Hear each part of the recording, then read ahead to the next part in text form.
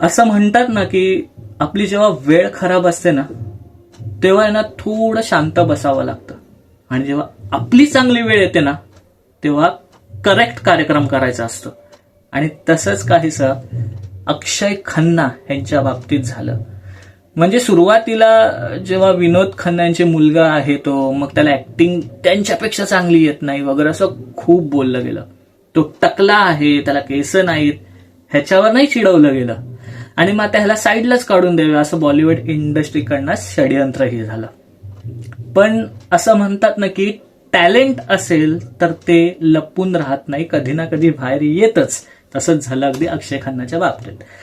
तर चला तर मग ह्याबद्दल आपण पूर्ण बोलूयात, सविस्तर बोलूयात. नमस्कार, मी साहिल निकम तुम्हा सर्वांचं मनापासून स्वागत करतो. तर अक्षय खन्ना हे जेव्हा सुरुवातीला आले त्यांनी बरेच चित्रपट केले. म्हणजे हमराज असेल, हलचल असेल, बॉर्डरमध्ये सुद्धा त्यांची भूमिका गाजली. त्याच्यानंतर हल्ली अलीकडचे पिक्चर म्हणजे म्हणाल तर दृश्यम असेल, रेस असेल, असे खूप चित्रपट केले. पण जे हवं ते स्टारडम त्यांना मिळत नव्हतं. तालही खूप छान चित्रपट केला, पण जसं हवं तसं स्टारडम त्यांना मिळत नव्हतं. पण जेव्हा 2025 मध्ये छावा हा चित्रपट आला तेव्हा ॲज अ औरंगजेब ही जेव्हा निगेटिव्ह भूमिका केली तेव्हा प्रेक्षकांनी त्याला डोक्यावर घेतलं, त्याच्या अभिनयाला डोक्यावर घेतलं. का? कारण नव्याने औरंगजेबच्या ज्या क्रूर छटा आहेत त्या लोकांना बघायला मिळाल्या आणि जे टॅलेंट होतं अक्षय खन्नाचं ते समोर आलं. आता त्याचा धुरंधर हा चित्रपट आलेला आहे आणि धुरंधर हा चित्रपट अक्षरशः धुमाकूळ घालतोय संपूर्ण भारतात. इव्हन पाकिस्तानमध्ये सुद्धा, पाकिस्तानमध्ये हा चित्रपट आता बॅन करण्यात आलेला आहे आणि काही गल्फ कंट्रीजमध्ये सुद्धा बॅन करण्यात आलेला आहे.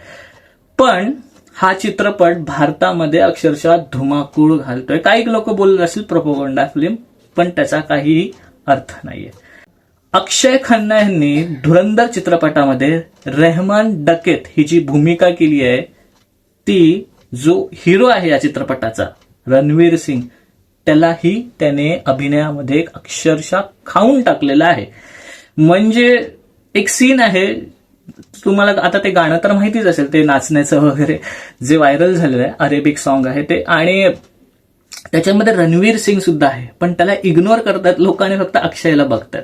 त्याचा जो व्हायलन्सवाला एक सीन आहे तो सीन बघून तुम्ही अक्षरशः हलून जाल.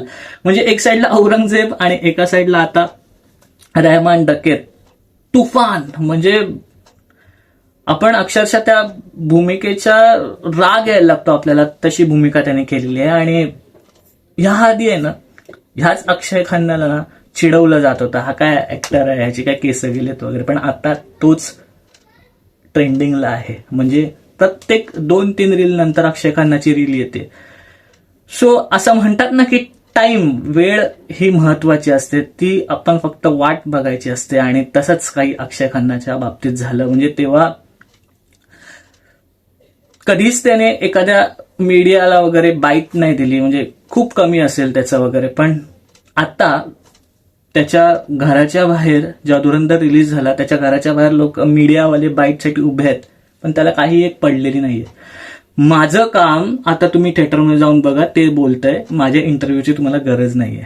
हे जे आहे, हा जो ऍटिट्यूड आहे फक्त काम करून दाखवण्याचा, हाच अक्षय खन्नाने कमवलेला आहे. आणि मला वाटतं का खूप कमी ऍक्टर्सला हे जमलेलं आहे. म्हणजे आधी बॉबी देओल बाबतीत झालं अॅनिमल चित्रपटामध्ये, पण ह्यावेळेस अक्षय खन्नाने तर तो ऑराच तोडून टाकला. आणि आता इंटरव्ह्यू घ्यायला लोक खूप उत्सुक आहेत, पण त्याला त्याची जी लाईफ आहे तो त्याचप्रमाणे जगतोय. त्याला काही आता मी हे केलंय, मी असा धुरंधर चित्रपट, काही एक गरज नाहीये. आता खूप सारे डिरेक्टर आहेत त्याला चित्रपटामध्ये घेण्यासाठी आतुर आहेत. अजून एक गोष्ट म्हणजे आता त्याचे जे करंट प्रोजेक्ट्स आहेत, म्हणजे पुढे येणारे प्रोजेक्ट्स आहेत, तर ते महाकाली हा जो साऊथचा चित्रपट आहे, असुरांचा शुक्राचार्य म्हणून दाखवलेला आहे. सो तोही लुक त्याचा खूप व्हायरल झालेला आहे. त्यामुळे तोही चित्रपट तुफान गाजणार आहे असं वाटतं आणि मजा येणार आहे. अक्षय खन्ना एक रिअल टॅलेंट आहे आणि त्याला मिळणारा जो रिस्पेक्ट आहे तो बघून खूप आनंद होतोय. तुम्हाला होतोय का ते नक्की सांगा. इथेच थांबूया, पुढच्या व्हिडिओमध्ये भेटू. तोपर्यंत आपले युट्यूब चॅनल पिक्चर प्लॅटफॉर्म पाहता. लास्ट बट नॉट लिस्ट स्वतःची काळजी घ्या.